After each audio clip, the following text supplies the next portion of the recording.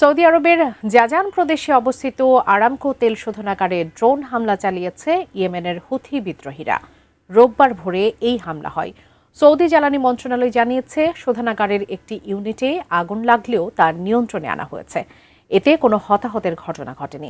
বিস্তারিত জানাচ্ছেন মেহেদী হাসান।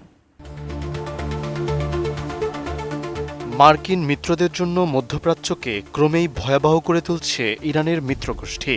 এ অঞ্চলের ভূরাজনীতিতে আরও এক ধাপ উত্তেজনা বাড়িয়েছে ইয়েমেনের হুথিরা। স্থানীয় সময় রোববার ভোরে সৌদি আরবের একটি অন্যতম প্রধান জ্বালানি স্থাপনায় হামলা চালিয়েছে পশ্চিমা আধিপত্যবাদ বিরোধী যোদ্ধারা। ইয়েমেনের হুথি গোষ্ঠীর দাবি অনুযায়ী তারা রবিবার জাজান প্রদেশের আরামকো তেল শোধনাগারে নিখুঁত ড্রোন হামলা চালায়। হুথিদের সামরিক মুখপাত্র ব্রিগেডিয়ার জেনারেল ইয়াহিয়া সারি টেলিগ্রামে এই তথ্য নিশ্চিত করেছেন। এই হামলার কারণও স্পষ্ট করেছে হুথিরা। মুখপাত্র ইয়াহিয়া সারি জানান, ইয়েমেনের সাদা ও হাজ্জাজ প্রদেশে সৌদি ড্রোনের অনুপ্রবেশ ঘটেছিল। তারই জবাবে তারা এই পাল্টা আক্রমণ চালান। আরামকোর এই শোধনাগারটি প্রতিদিন 4 লাখ ব্যারেল অপরিশোধিত তেল প্রক্রিয়াজাত করতে পারে। ফলে বিশ্ববাজারে জ্বালানি সরবরাহে এর গুরুত্ব অনেক বেশি বলে উল্লেখ করেছে জেরুজালেম পোস্ট। উন্নত মানের কাঁচামাল আরআইএল অ্যাঙ্গেল এন্ড চ্যানেল। এখন কাঠের দিন শেষ, আরআইএলের বাংলাদেশ। এদিকে ঘটনার পরপরই সৌদি আরবের জ্বালানি মন্ত্রণালয় একটি বিবৃতি দিয়েছে। তাদের মতে রবিবার ভোরে জাজানের আরামকো তেল শোধনাগারের একটি ইউনিটে আগুন লেগে যায়। আরামকোর নিজস্ব দমকল বাহিনী দ্রুত পদক্ষেপ নিয়ে আগুন নিভিয়ে ফেলে। সৌদি আরবের এক্স হ্যান্ডেলে দেওয়া পোস্টে জানানো হয়, এই অগ্নি দুর্ঘটনায় কোনো মানুষ আহত বা নিহত হননি।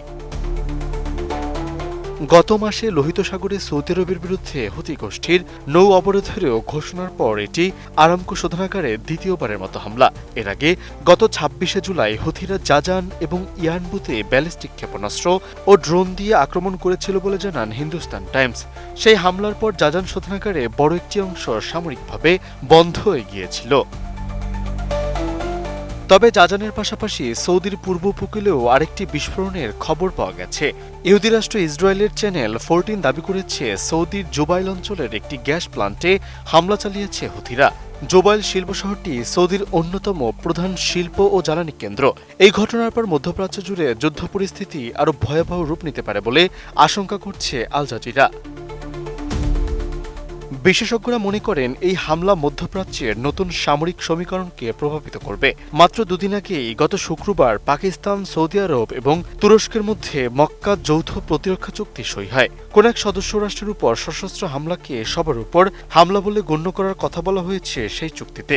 এই বড় চুক্তি সইয়ের পরপরই হুথিদের এই দুঃসাহসিক আক্রমণ রিয়াদের প্রতিরক্ষা ব্যবস্থাকে বড় চ্যালেঞ্জের মুখে ফেলে দিল বলে মনে করছে যুক্তরাজ্য ভিত্তিক সংবাদমাধ্যম মিডল ইস্ট আই। মেহেদী হাসান, এটিএন নিউজ।